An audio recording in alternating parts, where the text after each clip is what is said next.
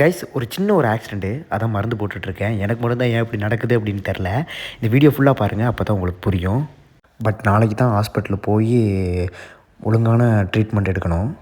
65 நாளில் 90,000 ஏர்னிஸ் பண்ணுறதில்ல, இன்றைக்கி டே 60, 60 நாள் ஆயிடுச்சு. நம்ம எவ்வளோ ஏர்னிஸ் பண்ணியிருக்கோம் அப்படின்றது நாளைக்கு காலையில் நம்ம பார்க்கலாம். இப்போ எப்படி அடிபட்டுச்சு, ஆக்சிடெண்ட் ஆச்சு அப்படின்றது இப்போ பார்க்கலாம்.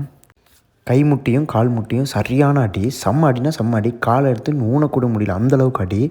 பட் இன்றைக்கி சனிக்கிழமை, நாளைக்கு ஞாயிற்றுக்கிழமை வேலை செய்ய முடியுமா அப்படின்றது தெரியலை. அடிபட்டுன்னு தெரிஞ்சு நம்ம பசங்களாம் ஹெல்ப் பண்ணது ரொம்பவே ஹாப்பியாக இருந்துச்சு. லீவ் போடணுன்னு தான் தோணுச்சு, பட் லீவ் போட்டால் செட் ஆகாது அப்படின்னு சொல்லிட்டு லீவ் போடலை. அதுக்கப்புறம் நம்ம வந்து ஒரு ஹெட்செட் ஆர்டர் பண்ணலாம் அப்படின்னு சொல்லி பார்த்துட்ருந்தோம். நாங்கள் 3 பேருமே ஒரு ஹெட்செட் வாங்கலாம் அப்படின்னு சொல்லிட்டு, அதான் நோட் பண்ணிக்கிட்டு இருக்கோம் என்னென்ன வாங்கலாம் அப்படின்னு சொல்லிட்டு. ஆர்டர் பண்ணிவிட்டு இப்போ திரும்பவும் நம்ம ஆர்டர் எடுத்துகிட்டு கிளம்ப ஆரம்பிச்சிட்டோம் ஒர்க்குக்கு.